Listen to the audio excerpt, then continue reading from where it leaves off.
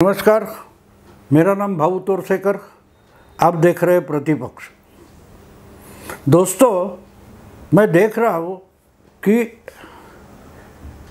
चुनाव के मतगणना चुनाव की होने के बाद जो नतीजे सामने आए हैं, उसके बाद मोदी बहुमत नहीं मिला पाए तो उनको रिज़ाइन होना चाहिए, इस्तीफा देना चाहिए। लोगों ने बीजेपी को नकारा है, मोदी को नकारा है, ये सब बातें चलती रही। आखिर में एक दो दिन में विरोधी दलों ने मान लिया कि भाई बीजेपी की नहीं लेकिन एनडीए की गवर्नमेंट बनेगी। जो मोदी जी 10 साल से उनकी अपनी पार्टी का यानी अपना बहुमत लेके सरकार चला रहे थे, उनको अब मनमानी नहीं करनी पड़ेगी, उनकी सरकार बनेगी। मोदी जी तीसरी बार प्रधानमंत्री बन भी सकते हैं, लेकिन उनको नीतीश कुमार और चंद्रबाबू नायडू पर डिपेंडेंट होना पड़ेगा। उनकी मेहरबानी से सरकार चलानी पड़ेगी। एक कांग्रेस का प्रवक्ता तो बोल गया, अब एनडीए का मतलब नीतीश डिपेंडेंट अलायंस या नायडू डिपेंड अलायंस वगैरह वगैरह। कहने का मतलब यह कि ये सरकार बनेगी, लेकिन एक पार्टी का बहुमत ना होने के कारण ये लाचार प्राइम मिनिस्टर हो गए। इस ढंग की चर्चा शुरू हो गई और इसलिए बिना विलंब एक बात सामने आ गई कि ये सरकार कितने दिन चलेगी। मैंने भी एक वीडियो बना दिया है कि कब मध्यावधि चुनाव हो जाएंगे, क्योंकि अगर नीतीश कुमार, नायडू या और कोई मित्र दलों से बहुत प्रेशराइज किया जाएगा तो मोदी एक स्ट्रांग लीडर है, वो शायद लोकसभा बर्खास्त भी कर सकते हैं। स्नैप पोल जिसको बोलते हैं, 1970 में इंदिरा जी ने यही चाल चली थी। जब कांग्रेस में टूट हो गई और इंदिरा जी के पास अपना बहुमत बचा नहीं, तो उन्होंने अचानक समाजवाद यही अपनी विचारधारा बनाई और लेफ्टिस्ट, लिबरल, कम्युनिस्ट, सोशलिस्ट इनका पूरा एजेंडा उठा लिया और उनको खुश करने के लिए बैंकों का राष्ट्रीयकरण किया, नेशनलाइजेशन किया। संस्थानिक जो थे, पुराने राजा थे, उनकी प्रीवी पर्सेस यानी तनख्वाह बंद कर दिया और मानो सोशलिज्म आ गया। ये आधे दिमाग के जो सोशलिस्ट कम्युनिस्ट होते हैं, उनको लगा कि सोनिया गांधी सोशलिस्ट, अब इंदिरा गांधी सोशलिस्ट हो गई, इंदिरा गांधी कम्युनिस्ट हो गई, यानी भारत में, इंडिया में सोशलिस्ट लेफ्ट गवर्नमेंट आ गई और ये नाचने लगे। और इन्होंने अल्पमत में जा चुकी इंदिरा गांधी की सरकार गिराने की बजाय उसका समर्थन किया। 6-8 महीने तक, शायद मेरा ख्याल से 6-8 महीने तक इंदिरा जी इन पर डिपेंडेंट रही। लेकिन 1970 के दिसंबर में इंदिरा जी ने अचानक लोकसभा बर्खास्त कर दी और स्नैप पोल क्लियर मेजॉरिटी के लिए चुनाव सामने लाकर खड़ा कर दिया। तो सबसे बुरी हालत अगर उस चुनाव में किसकी हो गई तो वो लेफ्टिस्ट, लिबरल जो थे, सोशलिस्ट और कम्युनिस्ट, उनकी बुरी हालत हो गई। 67 में यानी उसके पहले के चुनाव में जो जॉर्ज फर्नांडिस साउथ मुंबई से एस.के. पाटिल जैसे कांग्रेस के दिग्गज को हराकर लोकसभा पर चुने गए थे, 71 के चुनाव में जॉर्ज फर्नांडिस बुरी तरह से हार गए। ये इसलिए कहता हूँ कि अगर गठबंधन का सरकार होता है और मित्र दल अगर बड़े दल पर बहुत प्रेशर लाना शुरू करते हैं, दबाव तंत्र का इस्तेमाल करते हैं, तो जो स्ट्रांग लीडर होता है इंदिरा जी जैसा, वो सीधा लोकसभा बर्खास्त कर देता है, इस्तीफा नहीं देता। बिल्कुल इस्तीफा नहीं देता। आपको याद होगा तो चंद्रशेखर हो या वीपी सिंह हो या आपके कौन मोरारजी देसाई हो, वाजपेयी हो, इन लोगों ने इस्तीफा दे दिया था कि मेरे पास अभी मेजॉरिटी बहुमत बचा नहीं है। लेकिन इंदिरा जी ने 8 महीने अल्पमत में होकर भी सरकार चलाई थी, क्योंकि वो स्ट्रांग लीडर थी, जनता पर भरोसा करती थी, जनता पर विश्वास रखती थी और जनता उन पर विश्वास रखती थी। इसलिए अगर मोदी जी गठबंधन का सरकार चला रहे, कोएलिशन का गवर्नमेंट चला रहे, तो उसमें नायडू या नीतीश बहुत सारा प्रेशर नहीं ला सकते, क्योंकि एक बात साफ है, अगर वो प्रेशराइज करना शुरू कर दे तो मोदी जी स्नैप पोल ले सकते हैं। अपना नाक कटने के बजाय वो सीधा चुनाव का सामना कर सकते हैं। और इसलिए ये सरकार कितने महीने चलेगी, कितने दिन चलेगी, ये चर्चा फिजूल है, उसका कोई मतलब नहीं है।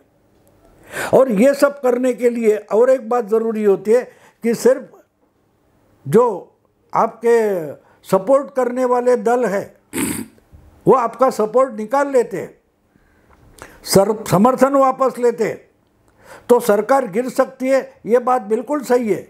लेकिन अगर स्ट्रांग नेता है या जो नेता है, प्रधानमंत्री है, वो अगर रिस्क उठाना चाहता है, जुआ खेलना चाहता है, तो वो इस्तीफा नहीं देता, वो पार्लियामेंट का सामना करता है, आपत्ति का सामना करता है। और इसलिए मोदी जी इतने दुबले नेता तो है नहीं, और उनके पास 140 से ज़्यादा अगर सपोर्टर्स पार्टी के ही है तो उन पर दबाव लाना इतना आसान नहीं है।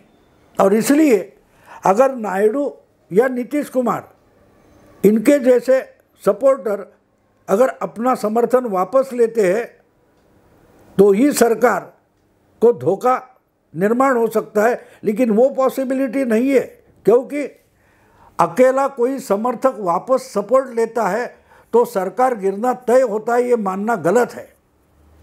क्योंकि जैसे 1969 में कांग्रेस में टूट पड़ी और कांग्रेस का ही एक बड़ा गुट, मेरा ख्याल है 60 या 70 एमपी थे, वो हट गए, तो बिल्कुल छोटा फर्क था। लेकिन इंदिरा जी हारी नहीं, हिम्मत हारी नहीं, उन्होंने लेफ्ट, सोशलिस्ट, कम्युनिस्ट, इनका सपोर्ट लेकर अगले 8-10 महीने सरकार चलाई थी।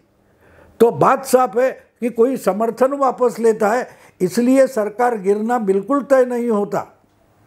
इसके लिए एक बात निर्भर होती है कि जब कांग्रेस में टूट पड़ी तो जितने समर्थक कम हो गए थे उससे थोड़े ज़्यादा लेफ्ट और सोशलिस्ट पार्टी के लेकर इनका अघोषित समर्थन स्वीकारते हुए उन पर भरोसा करके इंदिरा जी ने अगले 8-10 महीने सरकार चलाई थी। तो मोदी जी का समर्थन अगर नीतीश या नायडू जैसे लोग अगर वापस लेते हैं, विड्रॉ करते हैं, तो इसका मतलब उनके पास बहुमत नहीं, ऐसा नहीं होता। उनको राष्ट्रपति बोल सकते हैं कि भाई आप अपना बहुमत दिखा दो, पार्लियामेंट के हाउस में दिखा दो।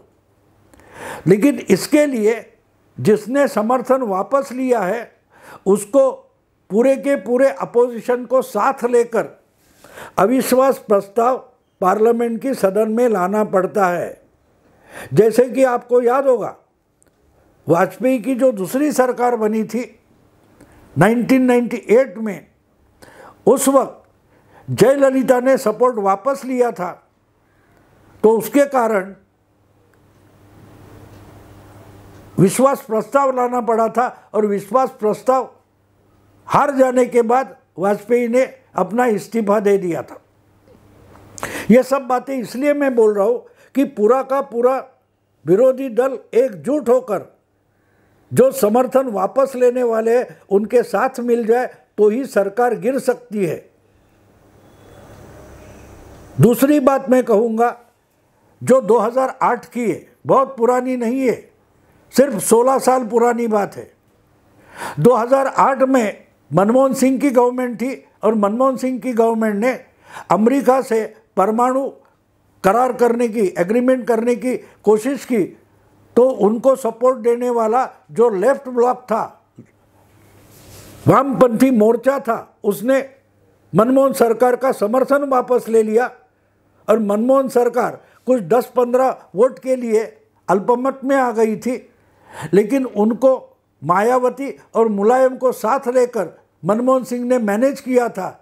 माना जाता है कि पैसे देकर भी मनमोहन सिंह ने सपोर्ट खरीदा था, लेकिन जब पार्लियामेंट में विश्वास प्रस्ताव आ गया तो वो पारित हो गया, अविश्वास प्रस्ताव फेल हो गया। तो इसलिए आपके पास बहुमत नहीं है या आपका समर्थन कोई वापस लेता है, इसका मतलब ही सरकार गिर जाती है, ये भी बात सही नहीं है। और इसलिए नीतीश कुमार हो या नायडू हो, वो अगर मोदी की कोएलिशन गवर्नमेंट का सपोर्ट वापस लेने का जो धोखा है, वो धोखा जितना बड़ा दिखाया जाता है उतना बड़ा है नहीं, है नहीं। क्योंकि एक बात तो है कि जो सपोर्ट विड्रॉ कर सकते हैं उनकी संख्या 12 या 16 है, और 12 या 16 अगर निकल जाए इसका मतलब बहुमत घट गया, ऐसा बिल्कुल नहीं होता। जिस ढंग से जो पार्टी को सपोर्ट नहीं कर रहे थे, ऐसे मुलायम या मायावती इनका सपोर्ट लेकर मनमोहन सरकार ने अपनी सरकार बचा ले गए थे। बिल्कुल वही बात मोदी जी के बारे में भी हो सकती है। अगर नायडू या नीतीश कुमार इनमें से कोई सपोर्ट वापस लेता है तो जो 134 या कुछ इंडिया अलायंस का आंकड़ा है वो पूरा का पूरा अविश्वास के साथ खड़ा होना चाहिए। अगर नहीं होगा तो क्या? तो इसलिए सरकार गिरेगी कि नहीं, सरकार चलेगी कि नहीं, पूरे 5 साल चलेगी कि नहीं मोदी की तीसरी सरकार, इसकी चर्चा होती है। उसी वक्त और एक चर्चा होना ज़रूरी है कि जो खुद को इंडी ब्लॉक बोला जाता है, जिसमें कांग्रेस के आसपास 100 MP है, सांसद है, उसके बाद द्रमुक के कुछ 22-24 है, अखिलेश के 36-37 है, 31 ममता बनर्जी के है, ये मिलकर भी 80 के आसपास है। क्या ये उनके साथ जो छोटी मोटी पार्टियां हैं, उद्धव ठाकरे जैसी है या शरद पवार जैसी है या और कोई है, वो सब एकजुट 234 या 230 खड़े होंगे क्या? और वो एकजुट होकर खड़े रहते मोदी के खिलाफ, 130 के आसपास खड़े हो जाते। तो 130 में अगर नीतीश और नायडू इनकी मिलाकर जो कुछ 28 सीटें होती है, वो 28 सीटें अगर 130 में मिलाई जाए तो 258 से 260 तक आंकड़ा पहुंच जाता है। वो भी बहुमत नहीं है। अगर वो बहुमत नहीं है तो मोदी के पास जो आंकड़ा बचा है वो भी बहुमत बन सकता है। देखो, जब बहुमत का प्रस्ताव आता है उस वक्त हाउस में, सदन में जितने सदस्य मीटिंग में आए हैं उनमें से बहुमत का आंकड़ा तय होता है। अगर मोदी जी के पास से ये 28 का आंकड़ा निकल गया और फिर भी उनके पास 260 का आंकड़ा बचता है, और अगर 30-40 सदस्य गैर हाजिर होते, एब्स्टेन हो जाते, तो 260 भी बहुमत तय कर सकता है। और इसलिए मुझे लगता है कि ये सरकार कितनी चलेगी, उसका सपोर्ट कौन वापस ले सकता है, कौन पलटी मार सकता है, उसकी चर्चा करने से भी ज़्यादा आवश्यक ये बात है कि जो खुद को इंडी अलायंस बोलते हैं और मानते हैं, वो एकजुट कब तक रहेंगे?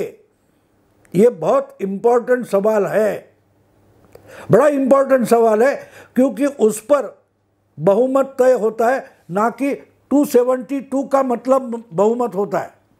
हाँ, जो सदस्य संख्या है लोकसभा की, वो अगर 543 है तो उसमें हम सिंपल मेजॉरिटी को 272 मानते हैं।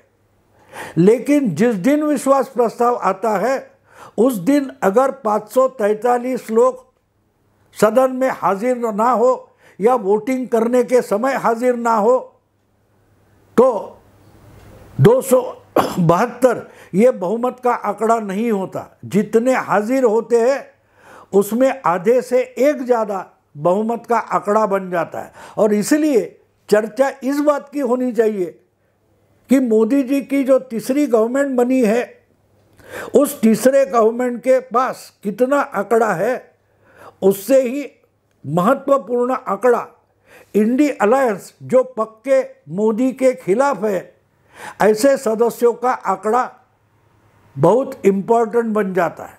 आज तो ऐसा दिखता है कि इंडी अलायंस के जो चुनाव नतीजे आए उसमें 234 का आंकड़ा है। इसका मतलब साफ है, अगर वो 234 है तो 235 ये भी बहुमत का आंकड़ा बन जाता है,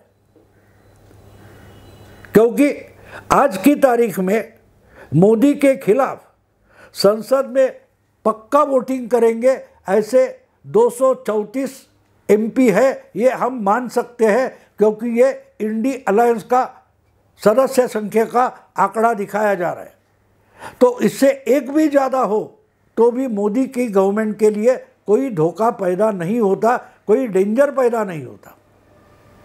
लेकिन उनके पास अपनी ही पार्टी के यानी बीजेपी के ही अगर 240 से ज़्यादा एमपी है तो इंडी अलायंस के सामने अकेली बीजेपी ही मेजॉरिटी बन जाती है। हाँ, नतीजा नायडू या नीतीश कुमार ऐसे लोग हम हटा दें, बीजेपी छोड़कर बाकी सब लोग हैं, और इंडी अलायंस और बीजेपी इनको छोड़कर बाकी जितने पार्लियामेंट के लोकसभा के सदस्य हैं वो अगर न्यूट्रल बन जाते हैं तो अकेली बीजेपी भी मेजॉरिटी में है, क्योंकि 234 जो इंडी अलायंस का आंकड़ा है वो पक्का मोदी और बीजेपी के खिलाफ है, उनके खिलाफ वोटिंग करेगा, ये हम भरोसेमंद मानते हैं। लेकिन 234 के आगे मोदी के खिलाफ जाने के लिए पार्लियामेंट के कितने सदस्य रेडी है ये हमें ढूंढना पड़ेगा, लेंस लेकर ढूंढना पड़ेगा, लालटेन लेकर ढूंढना पड़ेगा। और इसलिए एक चर्चा आवश्यक है। और दूसरी एक बात है कि ये 234 जो बोले जाते हैं वो चुनाव का नतीजा है, ना कि उसमें शामिल हर एक जो कुछ 25-30 पार्टियां हैं छोटी मोटी, वो पूरी की पूरी खुद को इंडी अलायंस मानती है और अगले 5 साल पक्का मोदी के खिलाफ रहेगी, उसकी भी गारंटी नहीं है। अगर एनडीए बनकर जिन्होंने इकट्ठा चुनाव लड़ा उसमें से नीतीश कुमार या नायडू दगाबाज हो सकते हैं, तो ऐसे दगाबाज इंडी अलायंस में भी बैठे हैं। आपको याद होगा तो जयललिता ने जब वाजपेयी का सपोर्ट वापस लिया था, समर्थन, तो उस वक्त जो कुछ 2-3 डीएमके के मेंबर थे लोकसभा में, उन्होंने वाजपेयी का समर्थन किया था, जो विश्वास प्रस्ताव आने तक वाजपेयी सरकार के खिलाफ हाउस में बैठते थे और बोलते थे। लेकिन जबकि जयललिता ने सपोर्ट वापस ले लिया तो डीएमके ने, अन्ना करुणानिधि ने वाजपेयी गवर्नमेंट को सपोर्ट दिया था और अगले चुनाव में वाजपेयी यानी बीजेपी के साथ डीएमके खड़ी हो गई थी। इसलिए हम नीतीश और नायडू के बारे में चर्चा करते हैं, लेकिन एक भूल जाते हैं, जितना उनका एक साथ रहना जरूरी है उतना ही मोदी सरकार गिराने के लिए इंडी अलायंस के पूरे सब के सब दल और 234 एमपीज को एक साथ रहना पड़ेगा। क्या वो नहीं टूट सकते? अगर नीतीश और नायडू दगा दे सकते हैं, ऐसी हमारी अटकलें हैं, तो हम ये क्यों भूल जाते हैं कि वही अटकलें इंडी अलायंस में शामिल छोटे मोटे दलों के बारे में भी लगाई जा सकती है।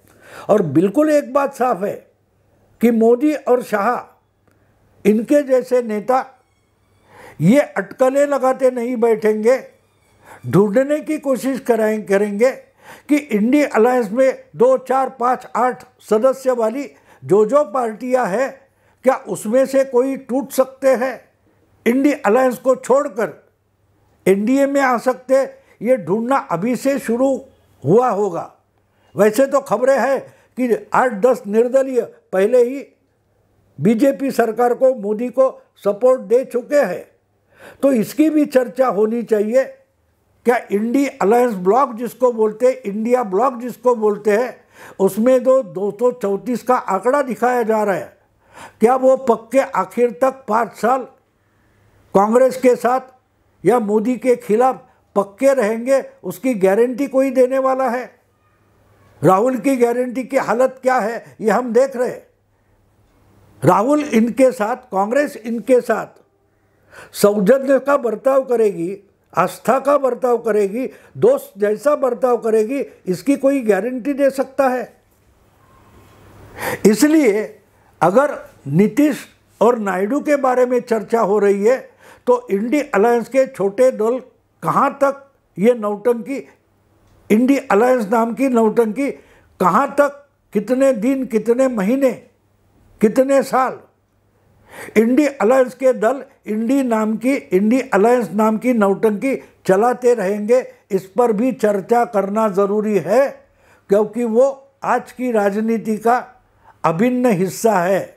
दोस्तों, अगर ये वीडियो आपको पसंद है तो लाइक कीजिए, शेयर कीजिए, सब्सक्राइब कीजिए। नमस्कार।